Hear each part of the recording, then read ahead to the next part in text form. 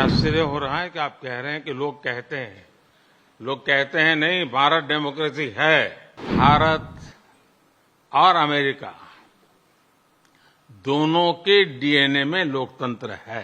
लोकतंत्र हमारी रगों में है। हमने सिद्ध किया है डेमोक्रेसी कैन डिलीवर। और जब हम डेमोक्रेसी को लेकर के जीते हैं तब डिस्क्रिमिनेशन का कोई सवाल ही नहीं उठता है। As you stand here in the east room of the White House, where so many world leaders have made commitments to protecting democracy, what steps are you and your government willing to take to improve the rights of Muslims and other minorities in your country and to uphold free speech? जो आश्चर्य हो रहा है कि आप कह रहे हैं कि लोग कहते हैं नहीं, भारत डेमोक्रेसी है।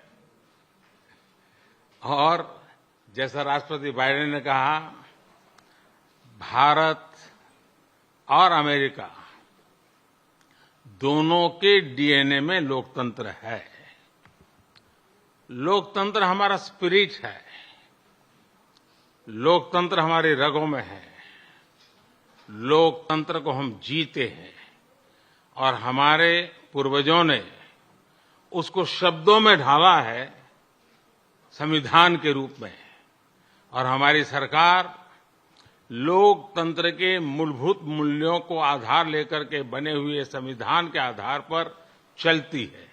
और हमारा संविधान और हमारी सरकार, और हमने सिद्ध किया है डेमोक्रेसी कैन डिलीवर। और जब मैं डिलीवर कहता हूं तब कास्ट, क्रीड, रिलीजन, जेंडर, किसी भी भेदभाव को वहां जगह नहीं होती है। और जब हम लोकतंत्र की बात करते हैं तब अगर ह्यूमन वैल्यूज नहीं है, ह्यूमैनिटी नहीं है, ह्यूमन राइट्स नहीं है, फिर तो वो डेमोक्रेसी है ही नहीं।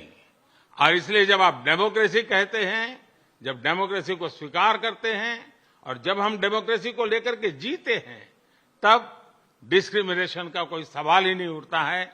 और इसलिए भारत सबका साथ, सबका विकास, सबका विश्वास, सबका प्रयास, उन मूलभूत सिद्धांतों को लेकर के, और इसलिए हम चलते हैं।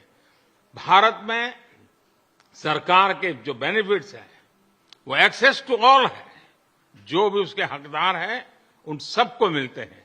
इसलिए भारत के लोकतांत्रिक मूल्यों में कोई भेदभाव नहीं है, न धर्म के आधार पर, न जाति के आधार पर, न उम्र के आधार पर, न भूभाग के आधार पर।